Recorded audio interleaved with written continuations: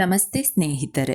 ಓಂ ಗಣಾನಾಂ ತ್ವಾ ಗಣಪತಿಂ ಅವಾಮಹೇ ಕವಿಂ ಕವೀನಾಂ ಉಪಮಶ್ರವಸ್ತಮಂ ಜ್ಯೇಷ್ಠರಾಜಂ ಬ್ರಹ್ಮಣಾಂ ಬ್ರಹ್ಮಣಸ್ಪದ ಆನಃ ಶೃಣ್ವಾನೋಕ್ತಿಭಿಃ ಸೀದಸಾದನಂ.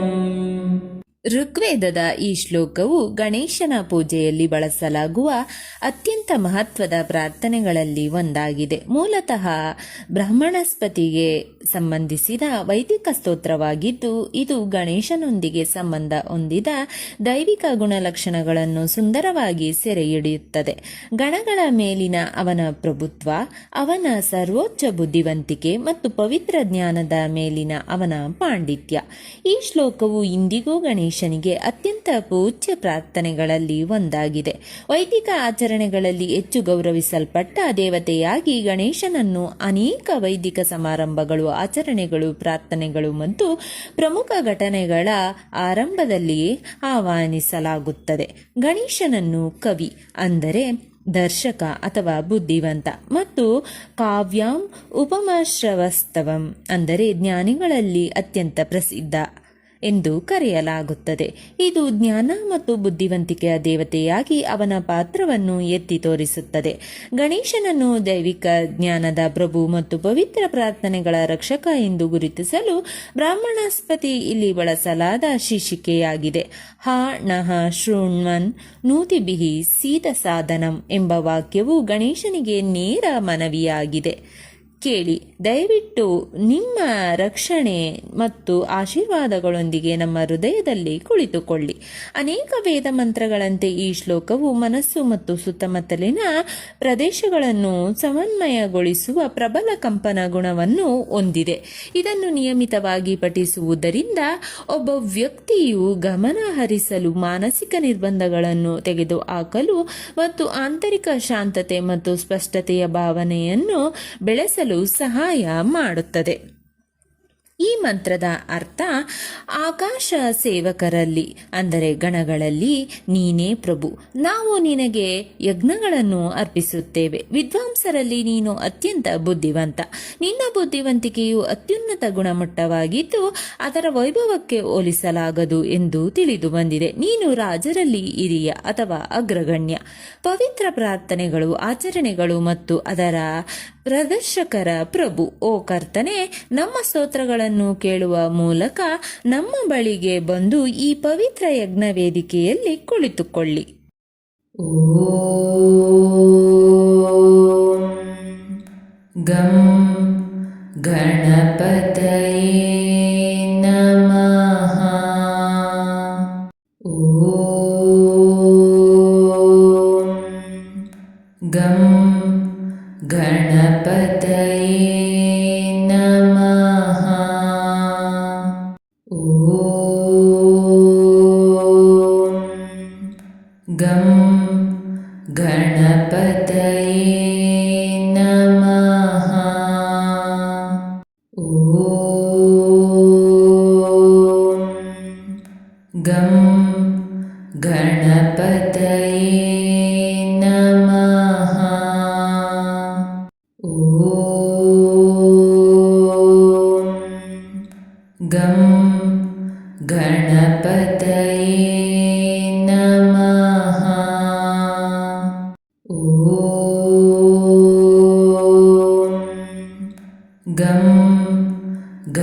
ಗಣಪತಯೇ ನಮಃ. ಓಂ ಗಂ ಗಣಪತಯೇ ನಮಃ. ಓಂ ಗಂ ಗಣಪತಯೇ ನಮಃ. ಓಂ ಗಂ ಗಣಪತಯೇ ನಮಃ. ಓಂ ಗಂ ಗಣಪತಯೇ ನಮಃ. ಓಂ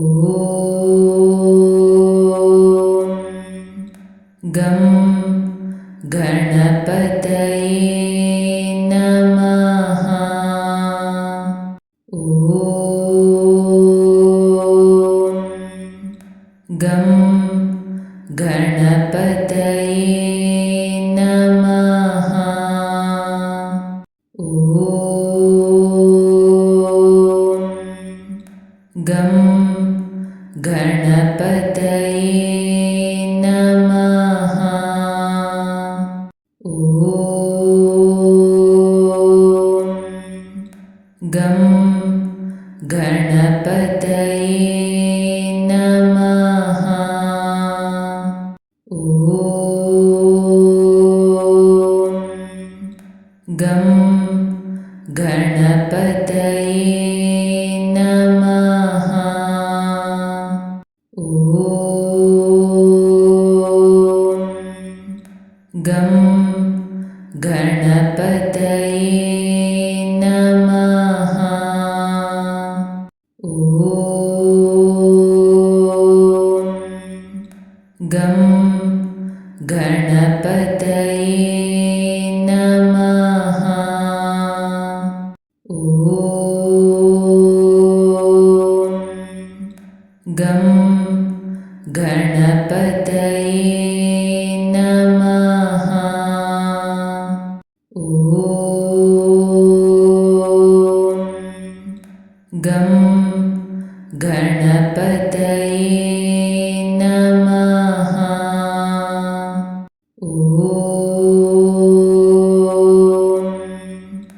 ಗಂ ಗಣಪತಯೇ ನಮಃ. ಓಂ ಗಂ ಗಣಪತಯೇ ನಮಃ. ಓಂ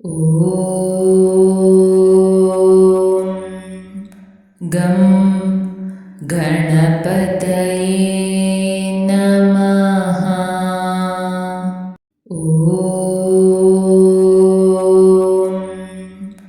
ಗಂ ಗಣಪತಯೇ ನಮಃ.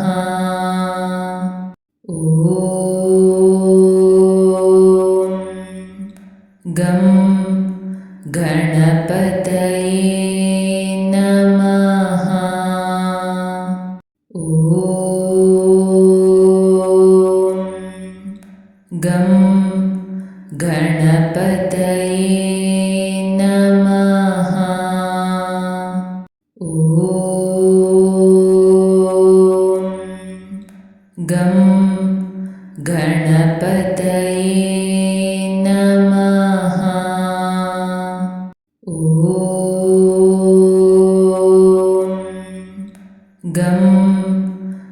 ಗಣಪತಯೇ ನಮಃ. ಓಂ ಗಂ ಗಣಪತಯೇ ನಮಃ. ಓಂ ಗಂ ಗಣಪತಯೇ ನಮಃ. ಓಂ ಗಂ ಗಣಪತಯೇ ನಮಃ. ಸ್ನೇಹಿತರೆ, ಈ ವಿಡಿಯೋ ಇಷ್ಟವಾದಲ್ಲಿ ಲೈಕ್, ಶೇರ್ ಆ್ಯಂಡ್ ಕಾಮೆಂಟ್ ಮಾಡಿ. ದಿನ ವಿಡಿಯೋಸ್ಗಳಿಗಾಗಿ ಚಾನಲನ್ನು ಸಬ್ಸ್ಕ್ರೈಬ್ ಮಾಡಿ. ಧನ್ಯವಾದಗಳು.